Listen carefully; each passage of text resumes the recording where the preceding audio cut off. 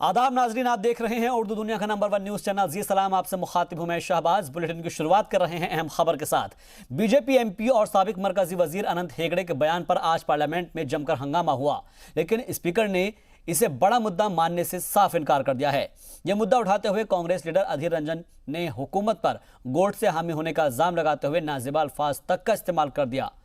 जवाब में पार्लियामानी उमूर के वजीर प्रहलाद जोशी ने बीजेपी को ही बाबाए कौम का असल हामी बताया, तो उधर कर्नाटक बीजेपी सदर हेगड़े की दिफा नजर करते आए।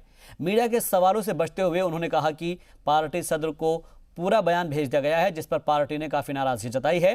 वाज़ेह है कि बेंगलुरु में एक तकरीब के दौरान हेगड़े ने बाबाए कौम महात्मा गांधी के सत्याग्रह को ड्रामा बताया था।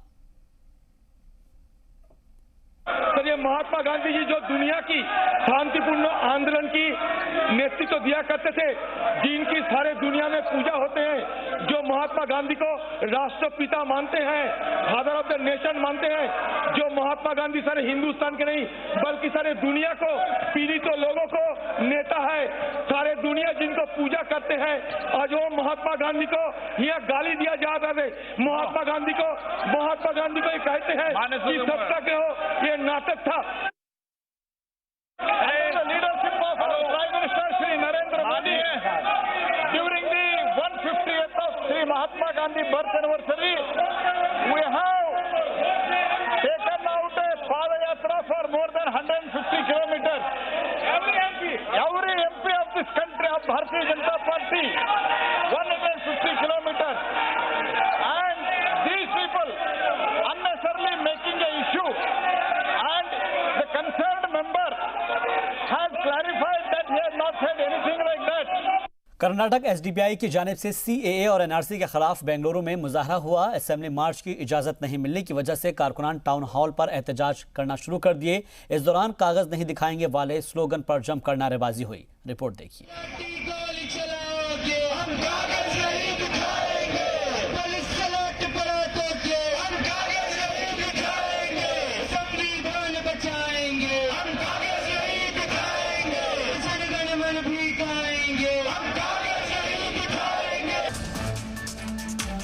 बेंगलोर के टाउन हॉल पर एहतजाजियों का यह अंदाज नए शहरियत कानून के खिलाफ है।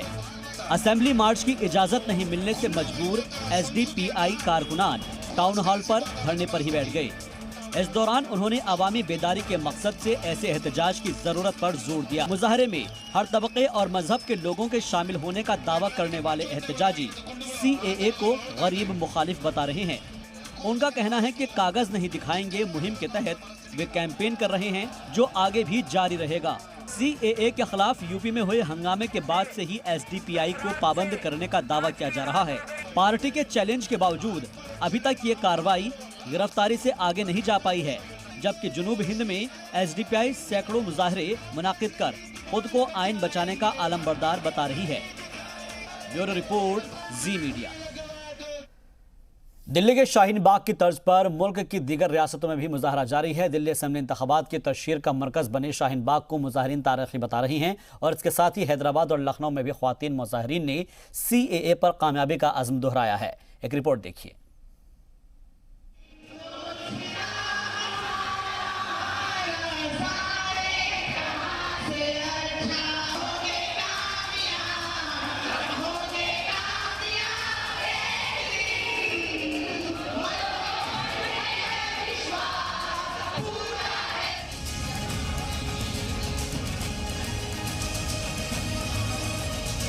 हिंदुस्तान को पूरी दुनिया का बेहतरीन मुल्क बताने वाली ये ख़वातीन अपनी कामयाबी पर पूरी तरह से मुतमईन नजर आ रही हैं। इस दौरान दीगर समाजी कारकुनान ने एहतजाजियों की आवाज़ को मजबूती दी है।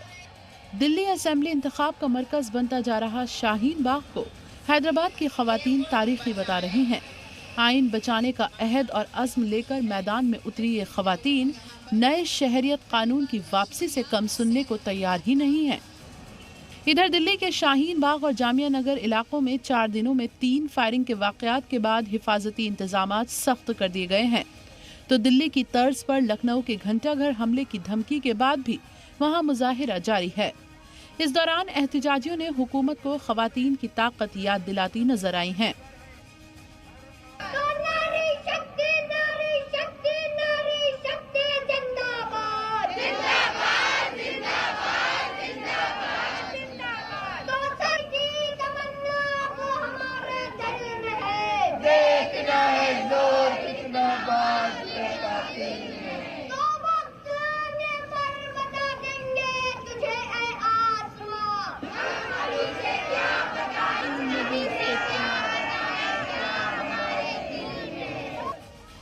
से लेकर संसद तक का मुद्दा बना शहरियत तरमीमी कानून को लेकर लाखों लोग लगातार सड़कों पर हैं। सियासी लीडरान अपने मफाद के लिए इसे दिल्ली असेंबली इंतखाब का सबसे बड़ा मुद्दा या यूं कहें मरकज बना रही हैं।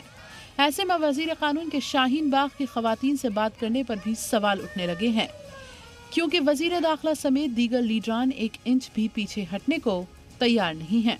ब्यूरो रिपोर्ट, जी मीडिया। इंतखाबी माहौल में अक्सर तशहीर का मुद्दा बनते ही फौजियों को ज़रूरत के मुताबिक वसाइल मौसूल नहीं हो पा रहे हैं और इसका इंकशाफ CAG की एक रिपोर्ट में सामने आया है। सियाचिन, लद्दाख, डोकलाम जैसे हाई एल्टीट्यूड में तैनात फौजियों को ज़रूरत के मुताबिक कैलोरीज नहीं मिल पाई है और साथ ही उन्हें वहां पर जिस तरह से ख़ास कपड़ों की ज़रूरत होती है उसकी खरीद में भी काफ़ी देर की गई है।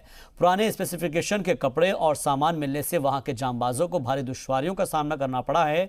CAG की यह रिपोर्ट 2017 से 18 के दौरान की है, जिसे पीर को पार्लियामेंट में पेश किया गया। रिपोर्ट सामने आते ही कांग्रेस मरकजी हुकूमत पर हमलावर हो गई है। लीडरान का कहना है कि हुकूमत हमारे जांबाजों का इस्तेमाल सिर्फ इंतखाब के वक्त करती है, लेकिन काम के वक्त वो सब भूल जाती है। आंध्र प्रदेश के CM जगन मोहन रेड्डी अवामी खुशहाली के लिए मजहबी मकामात का दौरा कर रहे हैं, जबकि उनके 3 राजधानी वाले फैसले की मुखालफत अभी भी जारी है। साबिक CM चंद्रबाबू नायडू ने इस बिल को अवाम मुखालिफ बताया है। उन्होंने कहा कि इसके खिलाफ कई मामले अदालत में ज़ेर समाअत है और इस बीच आज पार्लियामेंट में भी यह मुद्दा उठा है। TDP MP जयदेव गल्ला ने बिल को अवामी मुखालिफ बताते हुए हुकूमत पर आवाज दबाने का इल्जाम लगाया। Sir, my human rights and my democratic rights have been violated, sir. Sir, on 20th of January, there was a Chalo assembly call given by the Amaravati Joint Action Committee. On the day that AP Assembly was in session to pass 2 controversial bills. One is to repeal the CRDA Act, and the second is to enable a new act to bring in 3 new capitals for Andhra Pradesh, sir. So 29,000 farmers from Amaravati who've given up 34,000 acres of land had been protesting for more than a month, sir. After protesting for more than a month, this assembly was in session. Neither the chief minister nor any minister nor any MLA had visited them till then, sir. बेरोजगारी से परेशान मुल्क के नौजवान लड़के लड़कियों को अपने ही चूना लगा रहे हैं और इंतजामिया तमाशाई बनी हुई है। हैदराबाद में एक बार फिर से मामला सामने आया है, जहां पर एक लड़की को ब्यूटिशियन के लिए दम्माम ले जाने का वादा किया गया, जिसे एजेंट्स ने रियाद में ही घर का काम करवाया है और इस दौरान 3 साल से उसे तनख्वाह भी नहीं दी जा रही है। परेशान हाल कुनबे ने मरकजी हुकूमत से मदद की गुहार लगाई है। कर्नाटक के हुबली में कोरोना वायरस के एक मुश्तबा मरीज की खबर है और जिसके सिम्टम्स को देखते हुए उसे हुबली के KIMS अस्पताल में दाखिल किया गया है। मरीज का नाम संदीप है, जो 18 जनवरी को चीन से मुंबई लौटा है और बाद में वो कर्नाटक चला गया, जहां पर उसे अस्पताल में दाखिल किया गया। संदीप का सैंपल जांच के लिए पुणे भेज दिया गया है। एहतियात बरतते हुए उसे आइसोलेशन वार्ड में रखा गया है।